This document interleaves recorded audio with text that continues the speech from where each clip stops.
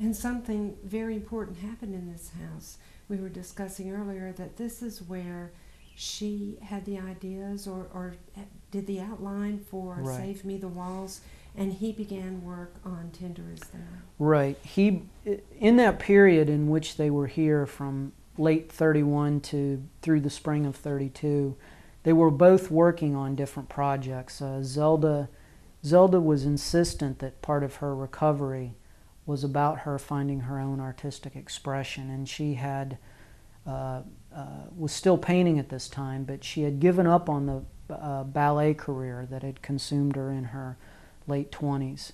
And so I think it's really in this area. She had published some short stories before, but I think it's really about this time that they were here that she came up with the idea of writing a novel. And it's a novel that's set in Montgomery. It's not called Montgomery in the book, but certainly anybody who knows their story will recognize this town. And there's even descriptions of the house in here. So it was a very important time for her in terms of finding her own identity. The bulk of the writing was actually done in Baltimore, but there's no doubt when you read the book that it was inspired by the return to here. Scott's Tender as the Night was a much more difficult and long, drawn-out process. Zelda wrote Save Me the Waltz in about, I want to say 6 weeks. It might have been even shorter amount of time. Tender as the Night took 9 years to write, and a lot of that time was interrupted by health issues from alcoholism and her being hospitalized. And so it really wasn't until they were here in 31 that he was able to get traction on that book and kind of come to the final conceptualization of it that came out in 1933. So it is an important site for both of them artistically as well. The odd thing that grabbed me was that Tender as the Night was not a huge success during his lifetime, which brings me to the question, basically, and you've spent a lot of time evaluating this. Was she his muse or his competitor? Well, that's a very sticky question to answer, and I think the reality is she was both. When he first came here, keep in mind, I think this is the fascinating thing, she was just turning 18 years old. She had never lived outside of Alabama.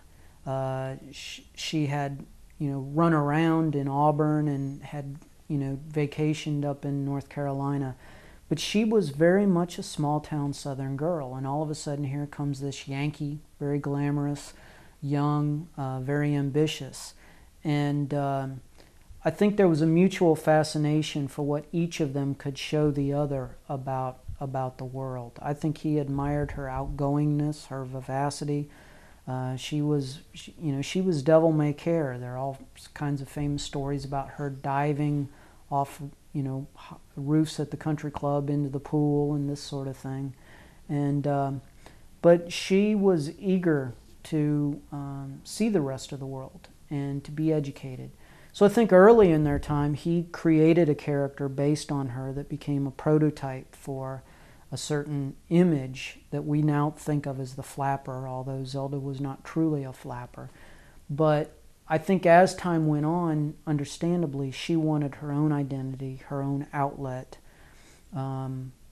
She tried painting, she tried the ballet, she tried writing.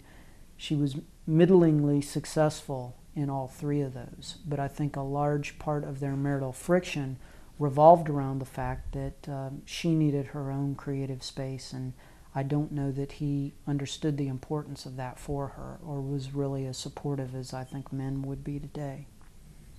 You mentioned her painting, and I know that the walls are plastered with artifacts and memorabilia, and among them are either replicas of her paintings or the actual work themselves. Could you talk about her painting, especially her painting of the dancers? Well, she began, she had painted early in life and was artistic in that way, and I don't think she took it back up until the mid to late 20s, a period when they were living with, were running around with Picasso, and, their whole group was famous painters. So it's a sign of her audacity that she took up a canvas in the middle of all of that. My own personal feeling is that of all of those endeavors that she tried, her true talent was in painting. I think that's really where we see it. She paints in a lot of different styles. A lot of what we have here that are original are watercolors of flowers that she's done. Did a lot of landscapes. She did a lot of impressionism, a lot of the cityscapes of New York and Paris, the places that they lived. But the most famous paintings, and you mentioned the dancers, really come from the early 40s after Scott dies, a period in which she has come back to Montgomery, and I think she is projecting sort of the mental wear and tear of what she's been through for 20 years. And she's capturing that in the feeling of the ballet training. So when you see these images, the first thing that strikes you is that they are very Picasso-esque in terms of the distortion of the body. The limbs are long and extended and very knotty in their muscles. The neat thing is to kind of wander the museum with a copy of Save Me the Waltz and read her descriptions of the agony of exertion of ballet, and you really begin to see how complementary the images are to her descriptions of it. Kurt, when is the museum open for your listeners? We're open Wednesday through Friday from 10 a.m. to 2 p.m. and then Saturday and Sunday from 1 to 5 p.m.